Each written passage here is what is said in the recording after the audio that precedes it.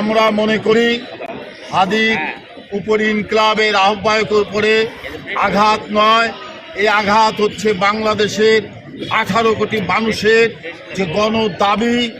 ইনকিলাব মঞ্চের আহ্বায়কের সুস্থতা কামনা করি এবং তার আশু রোগ মুক্তি কামনার পাশাপাশি তাকে যারা হত্যার সাথে জড়িত তাদের দৃষ্টান্তমূলক শাস্তির দাবি করি।